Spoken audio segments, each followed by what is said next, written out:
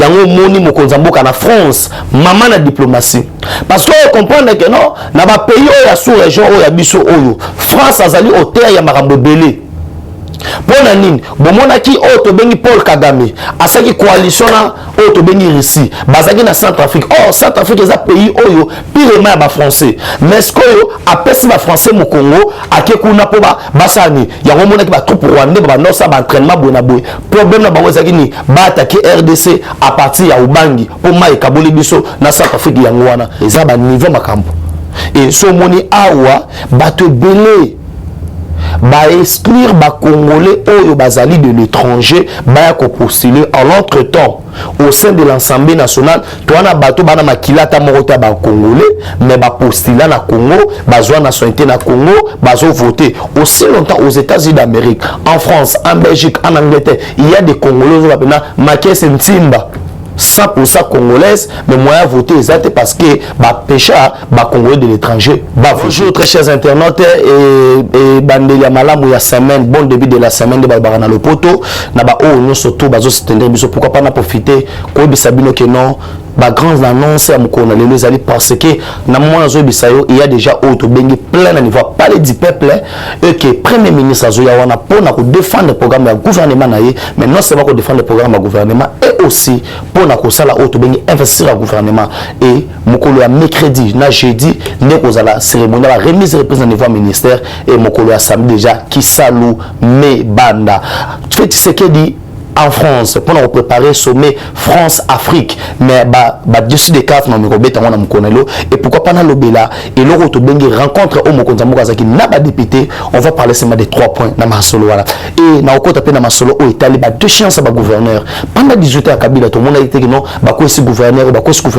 qu'est-ce qui se passe malamoko to le capito l'obéla dossier oyo to bito ko lembate o to bengi Willy Bakonga Wilma contrairement à ba fausses informations que à Kinshasa il n'est pas à Kinshasa, à Zanonon, na Brazzaville. Nous sommes tous beta mokona lelo et pourquoi pas na ça merci na ba autre oiseau soutenir biso et pourquoi pas to bazan ma caméra ndécoranci o babi yé moko caméraman yé moko monteur yé moko non surtout pourquoi pas na ça bon rétablissement na ndona biso Joshua Zaki maladie mais kolonzamba pamboli kolonzamba bateli et encore une fois ma Brigitte Kaja Sarabui mbote na bino bisika bozali to beta masolo yamboka kaka ndenge to mesana 30 ans de jeu.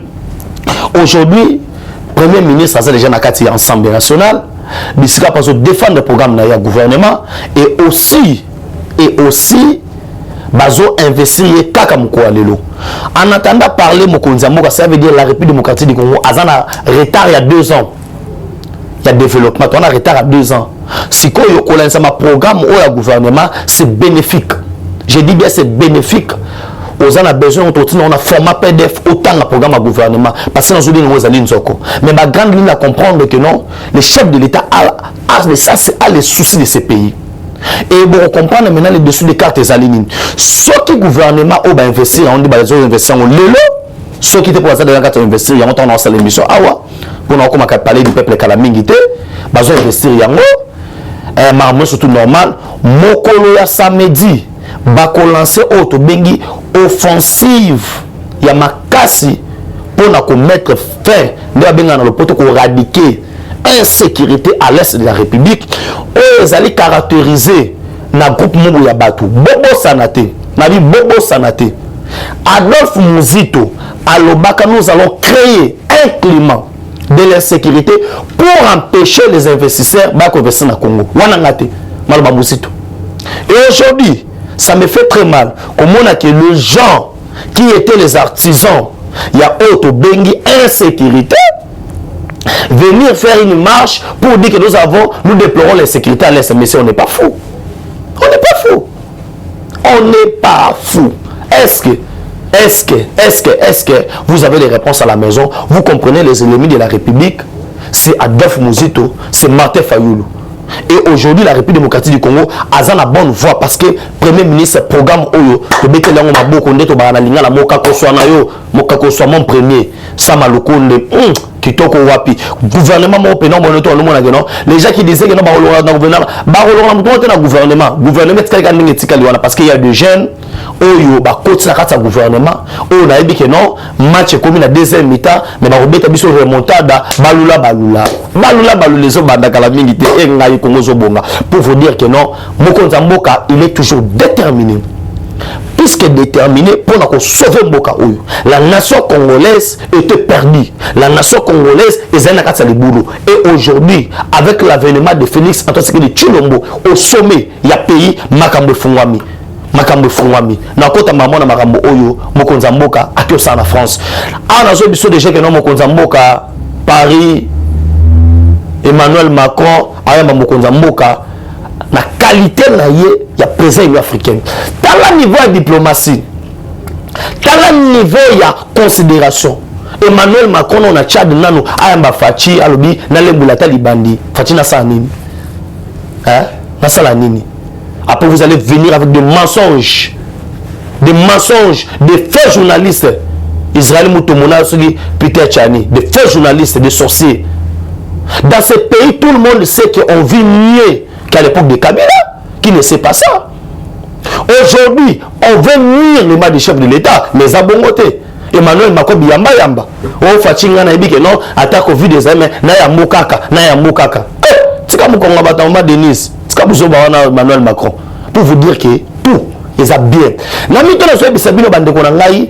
France est plus que déterminée. Bon, vous comprenez que ma guerre à Est, les États-Unis d'Amérique et le Rwanda Mokonzamboka, ils ont déjà décidé de mettre fin parce que ma troupe angolaise ici, ma Kiti, ma Kenya, ma Zawana, ma FRDC, ma Zawana, ma Monaki, autobéni meeting aérienne et ça m'a qui d'Angola, ma Monaki démonstration, il y a pas de 300 par jour. Bano ba latte déjà ba casque wana ba ni pour se non au mukamato mukwata au yeba la guerre oyo nous allons baka sera longue et populaire bisika bitumbi bandaki ndeto kozonga sayango to na bango pa mate tina kati pour nous sabino que non c'est maintenant ou jamais. La République démocratique du Congo doit redonner yango moni Mokonza Mboka na France maman na diplomatie parce que on comprend que non na ba pays oyo sous région oyo biso oyo France azali hauteur ya makambo belé pona nini bomonaki oyo tobengi Paul Kagame asaki coalition na oyo tobengi Russie bazaki na Centrafrique. Centrafrique eza pays oyo pirema ya ba français mais ce oyo apesi ba français mu Congo akekuna po basani yango monaki ba troupe rwandais ba nosa ba entraînement bona boy problème na bango ezaki ni ba attaquer RDC à partir ya Ubangi po mai kaboli biso na Centrafrique yango wana po problème ezali ni a na zo bisabino to na problème ya mai na la pays na zo na kokauka RDC za solution au monde so na yango leader na mito Fachi Beto o sanga Congo ebongate na loto bendenge nini o sana kanga munoko vous êtes là c'est ma pour soutenir la soutenir il faut la soutenir mes frères et sœurs il faut la soutenir beaucoup nzoyo tala lelo oyo na ba grand rendez-vous international ba bengisa Mokonza Mboka Emmanuel Macron ba imambasana Kabila ce qu'on a minute so boye baraté gaz oyo ba souhaitera ya Kivu eza kope ya auto bengi Nicolas Sarkozy na Kagame mais une grande partie là qui ya bien mai eza na ngambu na biso mais gaz na besouhaitera yango Rwanda osaelango na Rwanda balambela so makala te webite na Rwanda balambela so makala parce que pas Kagame so kati nzete bakangi yo Rwanda balambela so makala te balambela na gaz na courant oyo bimaka na ba oyo na ngambu na biso na Rwanda so na makala bakangi yo taper le roi Rwanda balambela makala te tala niveau. Tout ça, soit blanc, soit babi, il faut réévaluer ma contrat. Il faut tout changer ma cambo. Parce que présence de la France dans l'Est de la République, et c'est que tout le minéré na biso. Maintenant, on comprend dans le leadership oyo na auto bengi bablo wasika partenariat gagnant. La France risque de perdre tout à la République démocratique du Congo. C'est pourquoi il est parti pour négocier. Mais il faut avoir de l'argent. Mais c'est Emmanuel Macron. Vous devez avoir de l'argent, sans argent. Et Simbaté Macron. On a déjà, on a la position déjà République, les années qui n'ont pas coupé, on a l'art, on a l'art, il est là. Pour moi, ce que France a mon France a là cop wana ke yo atindi autant de soldats na pas que soit atindi autant de soldats moi cop ezali abinde ba okende wana na retour to zo mo eloko to ça na mbu ba France wana surtout ça bango zakini soki guerre mo salami France a ozami nduki na o esale ni kuna ko salela atina en Afrique ateki yango ndeko basaka na MONUSCO yango wana tout ça c'est tout milango ya mo konza mo ki kuna état que président Union africaine ba ki ne ba solola kalami te bo mona monsieur Franklin awa zone suna mnini mais c'est la pub avant de retourner sur la école à Congo pour l'action de développement ya mboka na kotuna deuxième sujet na ngai pour être na sujet on a acheté na ngai pour ma solo na bague non les la pesa bino na Ethiopia avec Kabola Matkité bi maman vous amour Ethiopia na tonga bo comprendre que non idéologie za ndengeni parce que Fachi Beton toujours to kotuna deuxième sujet on a le baki mokonza mboka akotani na ba député bo comprendre mokonza mboka lobi 1 recensement 2 élections et 3 à 5 bas landisa maboutai ba double nationalité parce que on doit permettre les Congolais de l'étranger bas voter. Je dis bien les Congolais de l'étranger bas voter. Wana mokonza mbola beti na mesalobi bo matabo kita les Congolais de l'étranger faut bas voter. Comment vous pouvez exclure bazo estimer bango une affaire ba quelqu'un plus de 7 millions à 8 millions de Congolais ba libanda mboka. Pour empêcher ba voter. Pour empêcher ba voter. Et le monde bango loko moko te baza ba Congolais. Et puis faut on dit maboro la double nationalité. Mais quand on va numéro la double nationalité, soyez très prudent. Quelqu'un qui a une double nationalité a un niveau pour postuler. Ou comme député, ou comme ministre, ou comme mais jamais il y a comme ministre aux a niveau pour souker là. Les abonnements. Quand vous avez double nationalité, tu limites que bato oyo bazali ba Congolais à 100% jamais ba ko accéder à la magistrature suprême. Ou les abonnements. Faut bien comprendre dans le sens où parce que nous doit toujours dire non, facha ndimi non, les a ba niveau makambo. Et ce moni awa bato belé ba exclure ba Congolais oyo bazali de l'étranger ba ko postuler en l'entretemps au sein de l'Assemblée nationale to na bato bana makilata morota ba Congolais mais ba postuler na Congo bazwa nationalité na Congo bazo voter aussi longtemps aux États-Unis d'Amérique, en France, en Belgique, en Angleterre, il y a des Congolais qui appellent Maké Sentimba 100% congolaise, mais moi à voter exact parce que ba pécha ba Congolais de l'étranger va voter. Mon compte Mokabi ba ça la tout. Bassani. Je viens de démentir l'information selon laquelle on a donné 20 000 $ aux députés. C'est faux et archi faux. Il n'y a personne qui a mis 20 000 $ pour nous payer ça député. C'est faux. Wana ezali koluka ko vendre image mabe ya mokonza mboka koluka ko vendre est-ce que mokonza mboka azana posa ya ko corrompre ba député? Non, il leur a parlé en clair et le recès za kini ba député za 375, ça veut dire tous les députés ont répondu présent et union sacrée de Simbi. Et le relais qui batumé en wana il n'y a pas 20 000 $ et personne pour la député, c'est faux et archi faux. Mokonza mboka par contre à lobby na niveau Assemblée nationale avec ce nouveau gouvernement Kobima, on doit tout faire pour nous payer ça ba député mbongo na bango o ezalaka ba benga mbongo ya ba vacances parlementaires na bango et permettre ba kendaka chacun à kenda na vacances parlementaires na base na yi. C'est ce que le chef de l'État a dit. Le chef de l'État n'a pas donné 20 000 $ à chaque député, chose qui est faux et archi faux. Il n'y a rien à 20 000 $ au EPSAB. Et ça m'a rabouillé le quota. On a mouru à ce que ça vous t'a moroté 20 000 $. Troisième point, autre baki recensement. Les élections en 2023, oui. Mais les recensements d'abord. Cela veut dire quoi? Selon le mécanisme que nous avons opté, le recensement ne va pas empêcher que les élections puissent se faire en 2023. Il y aura bien et bien élections en 2023. Soyez-en rassurés, disons le tête fou moi Italie, soyez calme. Président Chikito Mouchachino, élection en 2023, Ezali. Allez Moulamba na Maroc, mais d'abord, recensement. À ce qui concerne le recensement, et si Kabate Belé, Bazali Koubanga Yango wana, parce que quand on a le recensement, tu yeba. nombre à motu ya tozali na sima nango tokoleka na identification pour facha pesa biso auto bengi la toute première carte d'identification après autant d'années. Les Congolais vont souffrir à l'étranger, tout consort, les Congolais bonaboy. Parce que dans notre pays, nous n'avons pas une carte d'identité. Benjamin peut parler les Français, le Lingala, les Kiyaka, les Kiyombe. Cela ne prouve pas qu'il est Congolais. Il doit être identifié. À partir de cela, nous aurons ce qu'on appelle fichier national de la population. Tokozalanango, Nasimanango. Tokokota na plan auto bengi numérique à Mokonza Mboka auto baki horizon 2030. Il y a plan numérique au sala que non tout na Congo vous allez numériser. Dès que tu arrives à l'aéroport d'Enjili, de la Loano, tout au Komiwana, tu donnes ta carte qui est biométrique. Batali ba dit que non citoyen congolais papa né à Kabeka Mwanga père Wamulumba mère Kabena et tout on connaît. C'est ça qui nous manquait. À partir de l'Okowana, ndeto koyeba ba étranger bazaboni, ba congolais bazaboni, ba congolais 100% bazaboni, ba congolais il y a 90% bazaboni, ba congolais paye à 0% bazali. 0% maza congolais. Yoko tout tatate, mamate, yayate, ndekote maza congo. Toluka to yeba, toluka peto senga na bato musuba osambu noko lelo, basenga nationalité officiellement.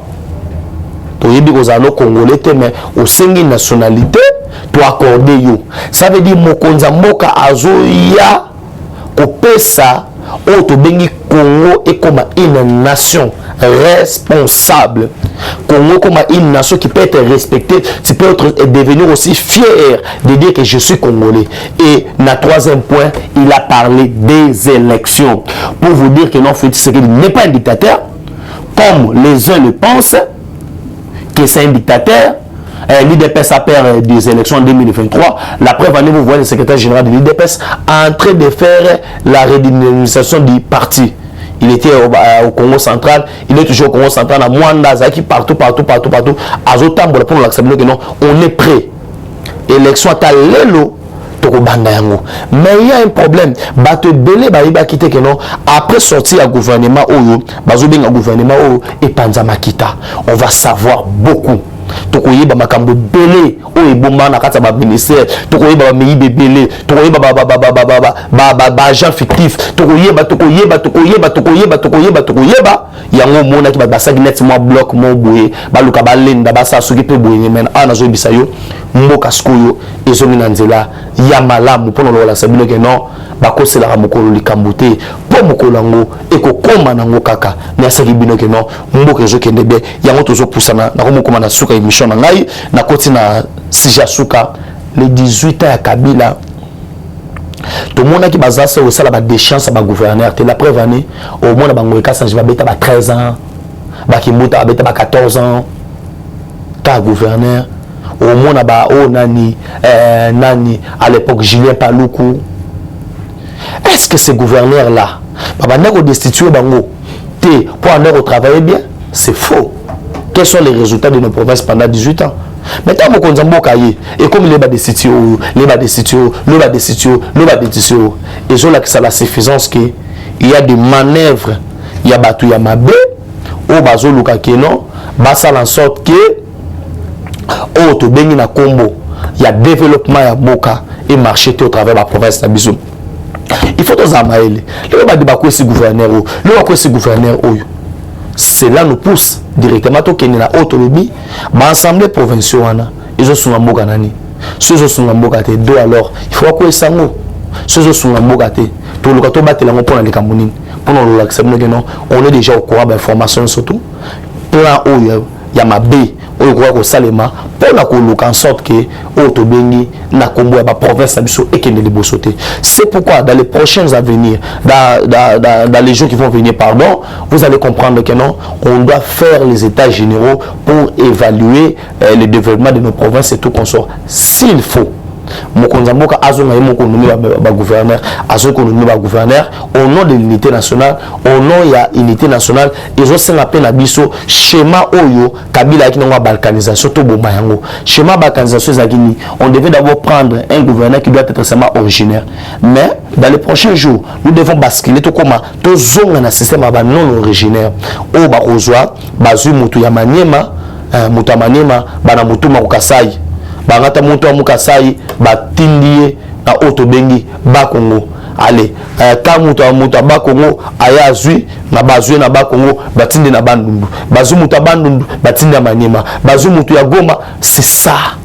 C'est ça même le sens de l'unité nationale. C'est ça même qui va démontrer que non, le Congo est indivisible. Soit aujourd'hui, avec ce système, il y a mon Congo Kakanaba Congo, mon Luba Kakanaba Luba, mon Swahili Kanaba Swahili, et mon Ngala Kanaba Ngala, ça ne développe pas le pays.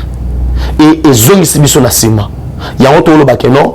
Ba plan ouane surtout histoire baki yango na ceux qui sont information oui ba konga pour vous dire que voilà encore aujourd'hui tala ba biloko ba ira to sali yango zo rattraper biso parce que jusqu'à là oui ba konga na zonité oui ba konga détient un passeport auto bengi américain et vous allez difficile pour comment parce que biso les États-Unis tozana auto bengi accord et extradition à batoté toi na ngoté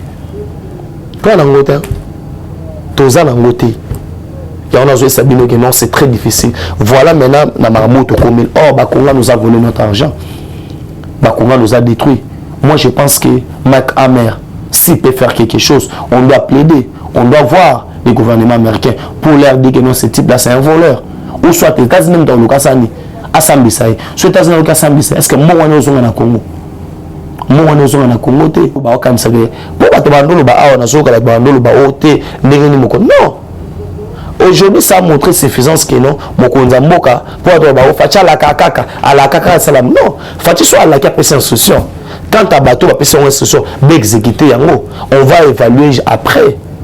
Mais quand on a évalué, autour la gratuité de l'enseignement, nous avons compris que non, mon belé et que Moussa Samia Malongate. Les gens qui critiquaient la gratuité de l'enseignement, est-ce que aujourd'hui ils ont le courage de regarder le bac non? Et là, Fatia Bandag et Malam, pour vous dire que Belé Bazabango Mité Amabe, n'a pas si moté. Na yo Sarah Mbouyi na bosanité Mama Brigitte Kaja na bosanité président Chikito Mouchachino Etienne Kabongo de Boulonnage Guisson Lutete Fumu ya Italie pourquoi pas Zéphile Mele na bosanité Papa Christophe Chibambe prof de Komolema bino soto oyo bosute na Benjamin Mwana Suga bozali ebele bozali et pas prier dans le monde pourquoi pas maman na maman Nya Shinande et Kolonzambe apambola bino ceux qui collent sur zone je pense que mukolo ya lobito okuta na susu poto les gars na planifier ou ils allaient marcelo ya mboka na biso na rozala ingrat na pesi merci na motoza na sema caméra de konabiso rancé pourquoi pas Joshua Sagibiso et Kolonzamba pambola bino tokote mukolo lobi ciao. Eshima, votre magazine qui bat au rythme de l'actualité. Une réponse à vos besoins en information, un éclairage dans divers domaines. Impartial, documenté, instructif. Eshima au cœur de l'info. Retrouvez la nouvelle édition. Exclusivité. Estache Mouandi, ministre d'État, ministre des Ressources hydrauliques, relève le défi de la libéralisation du secteur de l'électricité. Des actions concrètes. Cap sur la libéralisation de l'électricité. Installation des mandataires ARE et ANSER. Fonds Mwinda qui permettra de fournir de l'énergie électrique propre à 15 millions des Congolais. Signature contrat B-Box. Plusieurs protocoles d'accord signés dans le cadre de la mise en application de la loi sur l'électricité. Les avancées enregistrées dans les secteurs des ressources hydrauliques et électricité grâce à la vision du ministre d'État Estache Mouandi représentent un acquis indispensable qui balise le chemin vers l'effectivité de l'amélioration du taux de desserte en eau potable et en électricité. Focus. Payer l'impôt est un devoir civique. Le directeur général de la DGI, Barnabé Mwakadi, sensibilise les assujettis. Dossier Eshima, les épidémies les plus dévastatrices de l'histoire. Nation, le ministre d'État Ribens Mikindo met en valeur les blocs pétroliers et gaziers de la RDC afin de transformer les potentialités en hydrocarbures en véritable richesse. Élection 2023, le compte à rebours de la Senco. À lire également les portraits de Kelly Kounté, journaliste chevronné. Économie, budget 2021, moins ambitieux, plus réaliste. Culture, les tabous de l'inceste. Retrouvez l'intégralité du magazine Eshima dans les kiosques. Eshima Magazine, un nouveau standard d'information.